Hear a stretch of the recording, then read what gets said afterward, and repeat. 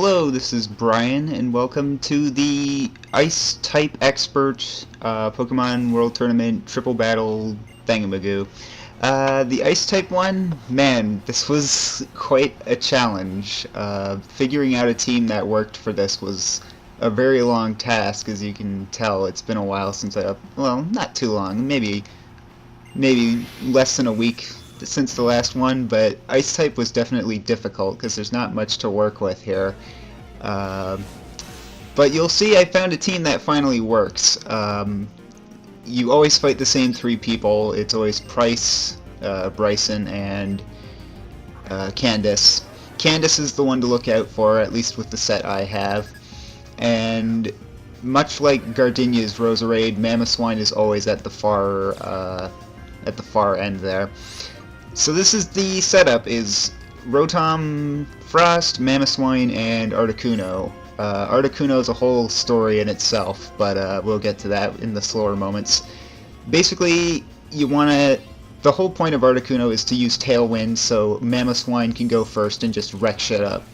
So this is why Protect is important for Mamoswine on the first turn. So things will target him because they consider Mamoswine a big threat, so they often target him. And so that leaves Rotom free to attack with Discharge, which doesn't affect, Mamoswine. And thankfully it took out Cloyster right away, because Cloyster's a big threat and you always want to get rid of it immediately. So, yes, so now that Tailwind is gone and activated, Mamoswine can now just use Rock Slide or Earthquake, depending on the situation. Earthquake won't work on Articuno or Rotom. Discharge won't work on Mamoswine, so they all work together very well. That Mamoswine of his basically always just spams Ice Shard, so it's not too much to worry about, because it'll always target my Articuno for some reason. Again, more just luck with the awesome Articuno I got. It had Hidden Power Grass, which was what I wanted, so it could attack Mamoswine specifically, because nothing else I have can really do much to him. Earthquake is really the only thing that's useful on Mamoswine other than my Hidden Power Grass, and that would have killed that Jinx even without the critical, so don't worry about that. Also, Articuno has Sunny Day, which you'll see come into play later. But yeah, that's really the main setup: is Tailwind, Protect, and Discharge is usually what you do first. And yeah, from here on out it's pretty easy going. These three Pokemon work really well together. So I'll talk a little bit about the adventures of getting this far. Is the Articuno I originally had for this, the Ice-type thing went on for a long time. I eventually, at one point I said it was too hard, so I went down to doubles, and then I'm like, yeah, doubles was fun, but it was way too easy. So I eventually went back to triples and just thought I'd better get a better Articuno, because originally I was using my shiny Articuno from Leaf Green, and I just wanted to use it because it was shiny, but I needed a better one, so I ended up getting a really, really flipping good stats one with, oh, I got lucky with that flinch. One with great stats, neutral nature, but it also had Hidden Power Grass and a fairly good Hidden Power Grass, so can't complain there. Mamoswine does not know Ice Shard, nor does it need to. Oh, and something very important I forgot to mention is Mamoswine has a wide lens, which is essential for Rock Slide, because you need Rock Slide to hit every single time. You may have noticed a weird edit there. That's because I'm using a different camera. You might notice the better video quality. That is...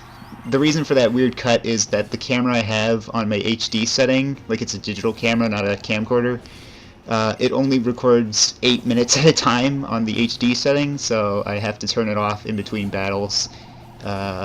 So yeah, that's why there's a weird cut in between battles, but I did not do any sneaky editing or anything. It's all the same run.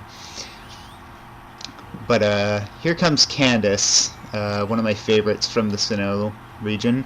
I like Candace, she's cool. I always thought she was she's like Whitney, but not, overly cheerful.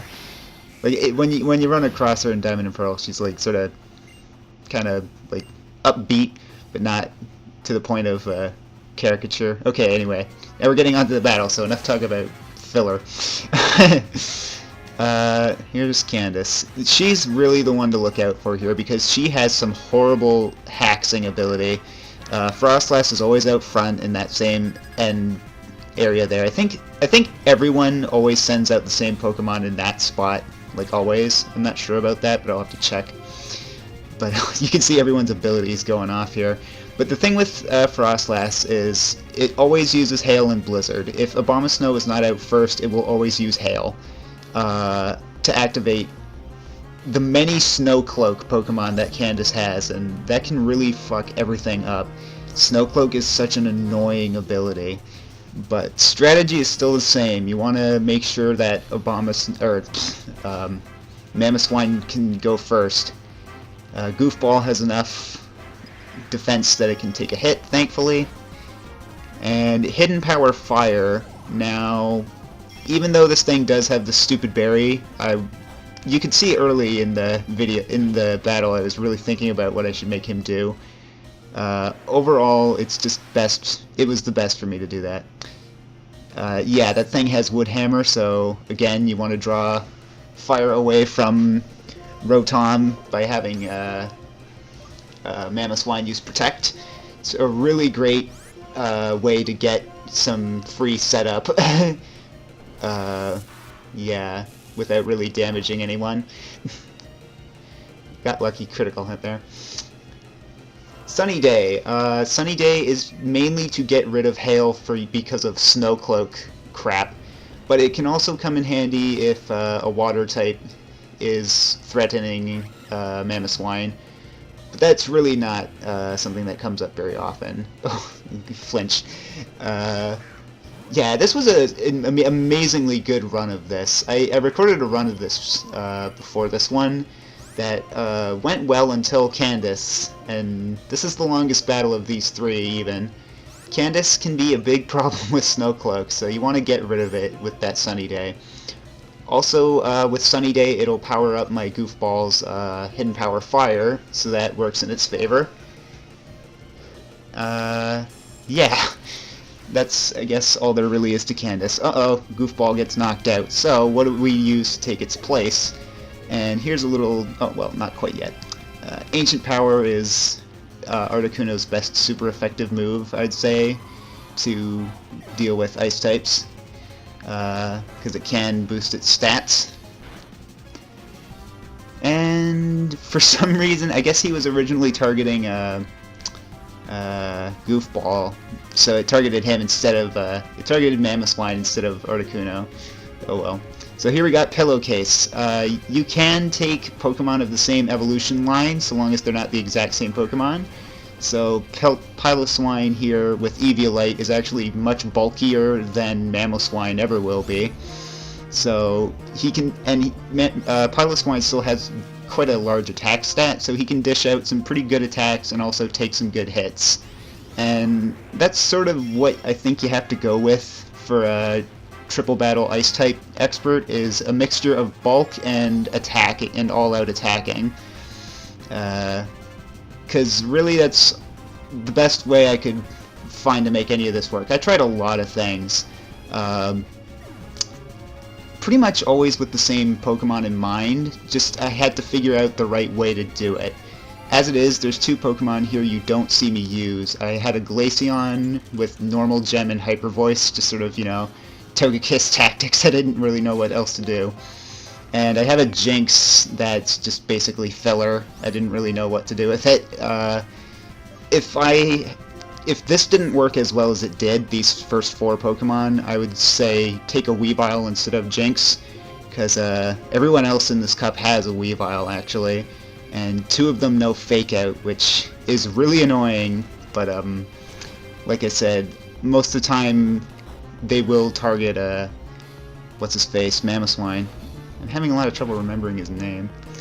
Citrus Berry for Bird is quite important because there's not really much else I can give it to hold that would be too helpful. And you want to keep your Articuno alive in case Tailwind wears off and you still need it. So there goes Candace. You can see that was sort of the more difficult of the battles. Ugh. Yeah. Take a little bit of a breather here. Oh, I gotta catch my breath. My ice breath. Second was Pico slightly better? Oh, I would say quite a lot better. Here comes Bryson, the guy I never actually fought in-game in Black 1 because I never finished Black 1. This trainer has achieved over 100 victories. Boy, this guy has no life, it seems.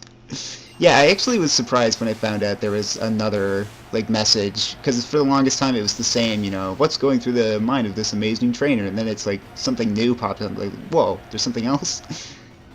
Lights, camera, action. Oh no, I can't take my Riolu, the Riolu Kid garbage, Pokestar Studios and crap.